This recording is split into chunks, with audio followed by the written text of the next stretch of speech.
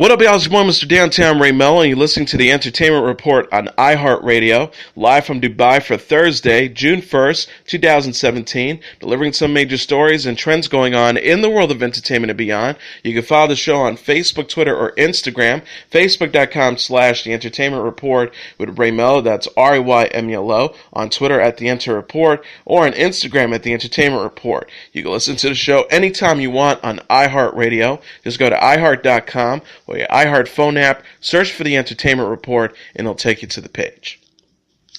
Monster movie crossover Godzilla vs. Kong is set to be directed by filmmaker Adam Wingard. Wingard is said to have landed the job after helming the Blair Witch reboot, Netflix's upcoming anime adaptation of Death Note, and the horror film The Guest, which has made him a top prospect among major studios, The Hollywood Reporter notes. Wingard is also a noted fan of both King Kong and Godzilla.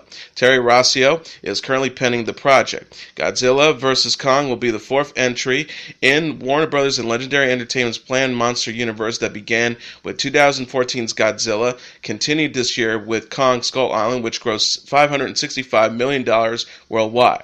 A sequel to Godzilla, titled Godzilla King of Monsters, is set to be released in 2018 and star Kyle Chandler, Vera Farmiga, and Stranger Things alum Millie Bobby Brown.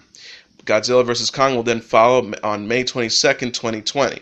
King Kong and Godzilla have faced off before in the 1962 Toho production of King Kong vs. Godzilla, one of the studio's biggest commercial successes. 20th Century Fox released the first trailer for Kate Winslet's upcoming movie, The Mountain Between Us, on Wednesday.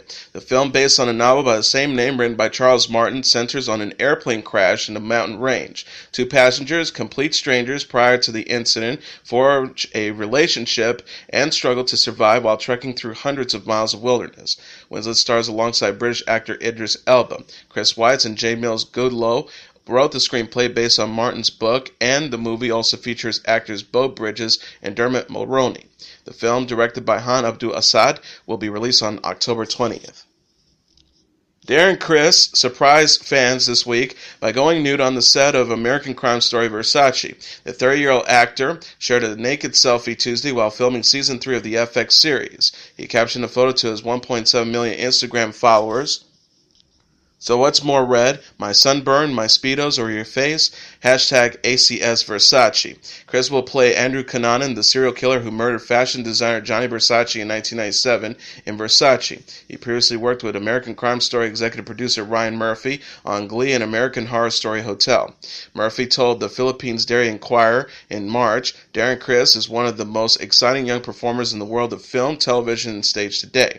He explained, we have been talking for several years about doing something dark and adult together, and this role seems like an exciting and unexpected fit. Versace co-stars Edgar Ramirez as Johnny Versace, Penelope Cruz as Donatella Versace, and Max Greenfield as Santo Versace. Murphy posted a photo this month of Criss and Greenfield on the show's set. He wrote, "Do the hustle at Darren Criss and at Max Greenfield on the set of the assassination of Johnny Versace, American Crime Story." Criss is best known for playing Blaine Anderson on Glee and for starring in the Broadway productions of How to Succeed in Business Without Really Trying and Hedge Witch and The Angry Itch. And he's also slated to appear in the movie Smitten. Steven Spielberg is helping develop a reboot of the hit Warner Bros. Animated series Animaniacs, according to a new report. Spielberg, who executive produced the original series, which ran from 1993 to 1995 on Fox Kids before moving to Kids WB from 1995 to 1998, is said to be interested in a new version along with Warner Bros. Animation and Amblin Television after Animaniacs experienced a surge in popularity due to appearing on Netflix, IndieWire reports. Animaniacs, which follows the cartoon adventures of siblings Yakko, Wacko, and Dot, were locked away inside the Warner Bros. Water Tower until escaping in the 90s, entered Netflix in its entirety in April 2016. The reboot is said to be in the early stages of development, insiders say, with no network to air new episodes attachment. The series also famously features animated shorts featuring characters such as Pinky and the Brain, who received their own show, and The God Pigeon, about a mafia gang of comedic pigeons, much in the same vein of The Godfather. Or Goodfellas, rather. Animaniacs, created by Tom Ruegger, features the voice talents of Rob Paulsen, Tris McNeil, Jesh Harnell, Sherry Stoner, and Maurice LaMarche. The show won 8 Daytime Emmy Awards and a Peabody Award during its run. Less than a month after NBC announced This Is Us would move to Thursday nights at 9 this fall, the network has reversed course, saying it will keep its hit drama in a Tuesday night time slot. NBC had hoped moving This Is Us to Thursdays would bolster that night's lineup and resurrect the network's must-see TV tagline from the 1990s. The show stars Milo Ventimiglia, Mandy Moore, and Sterling K. Brown. But Thursday Night Football on NBC, which starts mid-November, would have disrupted a continuous fall showing for the hit program. NBC executives also decided they didn't want to inconvenience fans who watched the first season on Tuesdays, source close to the network told Variety. Moving the second season of This Is Us means that more changes for NBC's primetime lineup this fall. This network's revival of Will and Grace will now air at 9 p.m. on Thursdays, along with other shifted shows, Superstore at 8 p.m., The Good Place at 8:30 p.m., and Chicago Fire at 10 p.m. NBC also shifted Law & Order True Crime, the Menendez brothers' murders, to 10 p.m. on Tuesdays. Kathy Griffin has apologized for taking part in a photo shoot that featured herself holding up a bloody, decapitated head resembling President Donald Trump. Griffin said in an apology video posted across her social media channels Tuesday, "I sincerely apologize. I'm just now seeing the reaction of these images. I'm a comic. I crossed the line. I moved the line. Then I crossed it. I went way too far." She also said, the image is too disturbing. I understand how it offends people. It wasn't funny. I get it. I've made a lot of mistakes in my career. I will continue. I ask your forgiveness. Taking down the image. I'm going to ask the photographer to take down the image, and I beg for your forgiveness. I went too far. I made a mistake, and I was wrong. The photo was taken by celebrity photographer Tyler Shields, who is known for taking violent images. Griffin and Shields posted their anti-Trump photos on their social media accounts Tuesday and faced backlash from Trump and other political figures. Trump wrote on Instagram and Twitter, "Kathy Griffin should be ashamed of herself. My children, especially my 11-year-old son Barron, are having a hard time with this. Sick." Donald Trump Jr. condemned the photo on social media sites, saying, "Disgusting but not surprising. This is the left today. They are considered this acceptable. Imagine a conservative did this to Obama as President of the United States." Chelsea Clinton also shared her thoughts on Twitter, noting, "This is vile and wrong. It's never funny to joke about killing a president." The image elicited a response from the U.S. Secret Service after users on Twitter began sending the image to the official Twitter account of the law enforcement agency. The Secret Service said in a statement after tweeting that they were investigating the matter, "The U.S. Secret Service has a critical mission. It is always unfortunate when people make statements that could be perceived as threats. We don't have the luxury of knowing a person's intent. Each alleged or perceived threat has to be investigated thoroughly, which taxes Secret Service manpower and resources that could be utilized elsewhere." The controversy has cost Griffin her partnership with Squatty Potty, a line of footstools for toilets, which is now pulling a new ad campaign featuring the 56-year-old after calling the photos deeply inappropriate. Griffin's relationship with CNN has also been affected as the network has decided to fire the comedian, who was a longtime co-host of the company's annual New Year's Eve coverage. CNN tweeted, "CNN has terminated our agreement with Kathy Griffin to appear on our New Year's Eve program." CNN originally stated in a statement, "We found what she did disgusting and offensive." World of Dance judge Jennifer Lopez celebrated the show's premiere Tuesday with boyfriend Alex Rodriguez. The 47-year-old singer and 41-year-old retired Major League Baseball star invited World of Dance host Gina Dewan, her husband actor Channing Tatum, and other friends to watch the reality competition debut on NBC. Rodriguez captioned a video on Instagram of the gathering, #WOD, premiere, such a great night, #proud at JLo. Dewan posted a clip on her own account and herself and Lopez dancing. She wrote, "Worldwide trend what? Wait for #The World of Dance to start on the West Coast." World of Dance features solo and group performers as they compete for a grand prize of $1 million. Lopez, who started her career as a dancer, is also executive producing the series. The star said at a press event in March, "The show is the best thing I could have ever done. It's like a dream come true, and it's like the perfect job for me." She also added, "I love dance at such a core level, and I always consider myself a dancer first because I became a singer and an actress after. That was my first form of artistic expression. It's so part of who I am." Lopez and Rodriguez were first linked in March and confirmed their relationship the same month. The singer couldn't help but gush about the retired New York Yankees player on the May 4th episode of The Late Late Show with James Corden. She told host James Corden, "He's the best. You would love him. Honestly, he's a great guy. He's fun. He's awesome."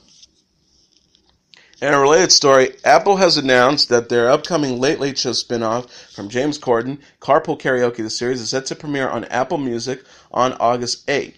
From creator and executive producer James Corden and Ben Winston, Carpool Karaoke, the series, is based on the popular Late Late Show segment of the same name and will consist 16 half-hour episodes that brings together a celebrity and a musician to sing songs while driving in the car. A different group of pairings will appear each week on Tuesday, including Will Smith and Corden, Miley Cyrus and her family, Shakira and Trevor Noah, Game of Thrones stars Sophie Turner and Maisie Williams, Queen Latifah and Jada Pinkett Smith, John Legend, Alicia Keys and Taraji P. Henson, and LeBron James and Corden, just to name a few. Blake Shelton, John Cena, Chelsea Chandler, Metallica, Shaquille O'Neal, Michael Strahan, Jeff Gordon, Billy Eichner, and Seth MacFarlane are also set to star on the show. The synopsis reads, the new Carpool Karaoke series features 16 celebrity pairings riding along in a car together as they sing tunes from their personal playlists and surprise fans who don't expect to see big stars belting out tunes over one lane over. Corden said previously of not having to host the series for every episode as he does on his late night show, I'm still going to see my kid on the weekends. This just becomes a wonderful platform to see these people in such an intimate environment. I don't feel it's mine. Corden will still continue to produce the Carpool Karaoke segments as part of the Late Late Show. Vanessa Hudgens will serve as a judge on So You Think You Could Dance. The 28-year-old actress will appear in season 14 of the Fox reality competition, which premieres June 12. She said of the news on Twitter, "So excited." Hudgens will join returning judges Now Lithgow, Jason Derulo, and Maddie Ziegler. Mary Murphy, who left the show after season 11, will also serve as a judge in the new season. Lithgow said in a statement, "I'm so excited for Vanessa to join Mary and me on the judging panel for the 14th season of So You Think You Could Dance." He also added there was an instant chemistry in the audition rounds, and I love the So You Think You Could Dance fans will love her as much as we do. Vanessa is an accomplished artist and brings her own brand of enthusiasm and energy to our panel.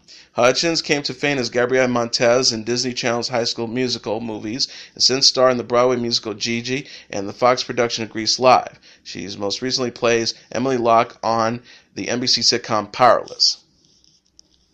Orlando Bloom, Stephen Colbert, and Tina Fey are confirmed to appear on the June 11th broadcast of the Tony Awards ceremony in New York. Also expected to take part in the festivities, which recognizes excellence on Broadway, are Josh Gad, Josh Groban, Taraji P. Henson, Scarlett Johansson, Anna Kendrick, Keegan-Michael Key, Bette Midler, Ben Platt, and Olivia Wilde. Kevin Spacey is to host the show at Radio City Music Hall and is to air on CBS. The Josh Groban lead Natasha, Pierre, and the Great Comet of 1812 goes into the event with the leading 12 Tony Award nominations, including Best Musical. The show will compete with Come From Away, Dear Evan Hansen, and Groundhog Day for the top prize. Following close behind is the revival of Hello Dolly with 10 nods and Dear Evan Hansen with 9. Anthony Mason has been named interim anchor of the CBS Evening News, while the program's current host, Scott Pelley, moves to 60 Minutes full-time. Pelley will also report on major stories and breaking news events across the CBS News division, the network says. David Rose, the president of CBS News, said in a statement Wednesday, "Scott brought the best of value of 60 Minutes to the CBS Evening News, and we thank him for his commitment to the journalism of this broadcast every night these past 6 years. The milestone of the 50th season of 60 Minutes requires Scott's full contribution, and we look forward to important reporting for him for many years to come." Jeff Fagler, the executive producer of 60 Minutes, says Scott's work over the years at 60 Minutes has been extraordinary. So has his dedication to consequential reporting. It's exciting for all of us and good for our viewers that he will be focused on all his efforts on 60 Minutes. Pelley said of his colleagues at CBS Evening News, "I find my heart filled with gratitude from the opportunity to know you, humility in light of your sacrifices, and hope for the future of journalism because of the standards you live by. CBS has been great to me for nearly 30 years. I'm glad to accept this assignment with continued gratitude."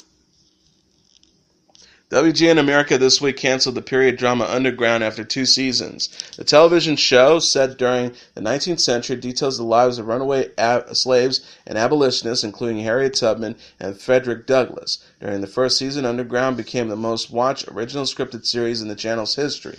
Douglass, which was portrayed by John Legend, who was also the executive producer on the show, and addressed WGN's decision Tuesday on Twitter. Sinclair Broadcast Group, which owns TV stations throughout the United States, bought Tribune Media, WGN's America parent company, in May for about $3.9 billion. Legend blamed that purchase for his show's cancellation and said he worked to find a new home for the program.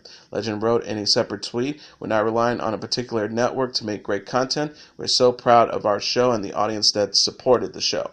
Tribune Media's CEO Peter Kern said in a statement his company is taking a new direction after the Sinclair acquisition. Troian Bellisario says her eating disorder was about control, not losing weight.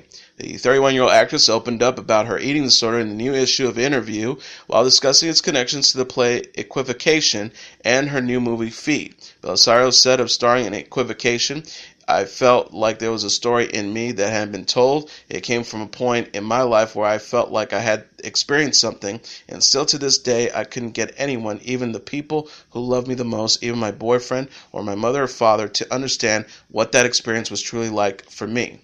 She also added, "It was about my eating disorder, and I found there were so many people who thought that it was about losing weight or being skinny, and I couldn't quite get them to understand that it was about control on a very literal level." Bellisario further explored her experience by writing and starring in Feed, which opens in theaters July 18. She says revisiting her eating disorder for the movie was like poking a sleeping dragon. The star explained, "It was not easy. It was like engaging with an addiction. One of the things I really wanted the film to explore was that once you have this relationship, once you have this mental illness or this disease, it never really goes away."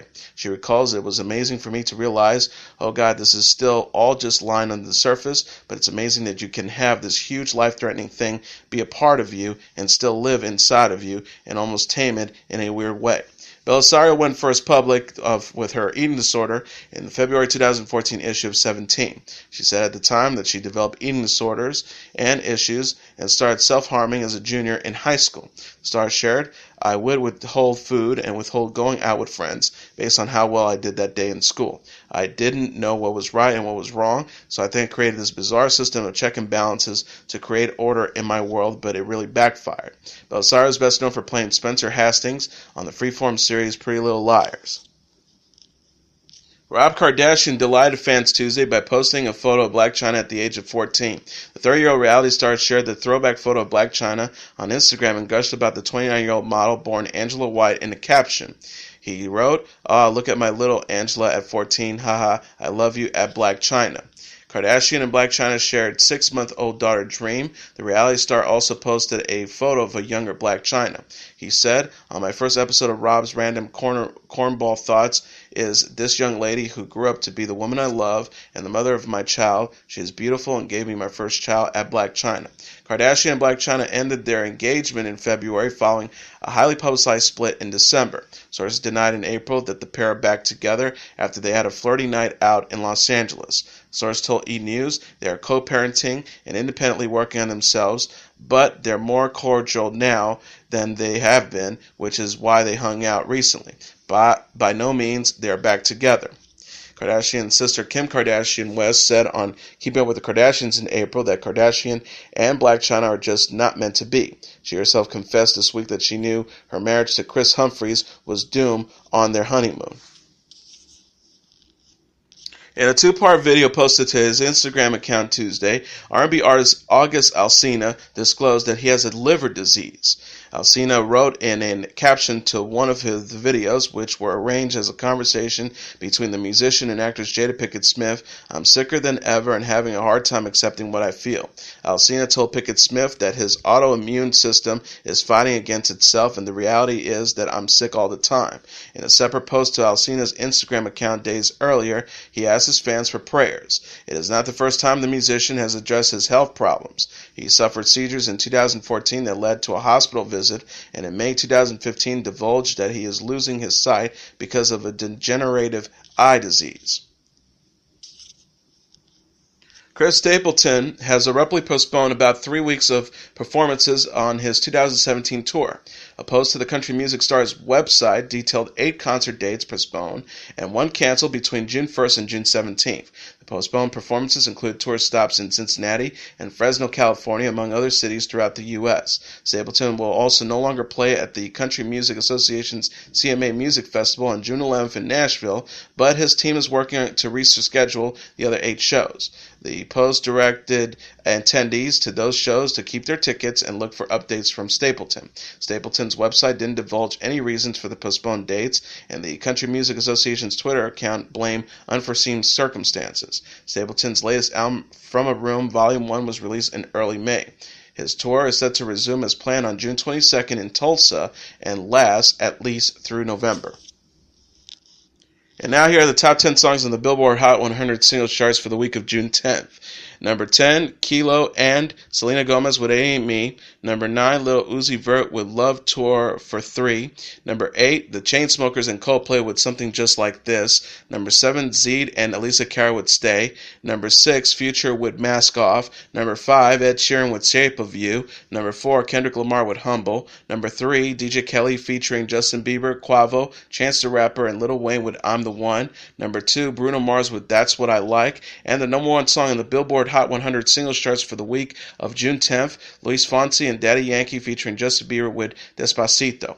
And as your entertainment report for Thursday, June 1st, 2017, I'm your host, Mr. Downtown Ray Melo. I'll be back tomorrow to deliver some major stories and trends going on in the world of entertainment and beyond. You can follow the show on Facebook, Twitter, or Instagram, facebook.com/The Entertainment Report with Ray Melo, that's RAYMELO, on Twitter at The Enter Report, or on Instagram at The Entertainment Report. You can listen to this episode or any previous episodes of The Entertainment Report anytime you want on iHeartRadio. Just go to iHeart.com or your iHeart phone app, search for The Entertainment Report, and it'll take you to the page. Good night, and God bless you all.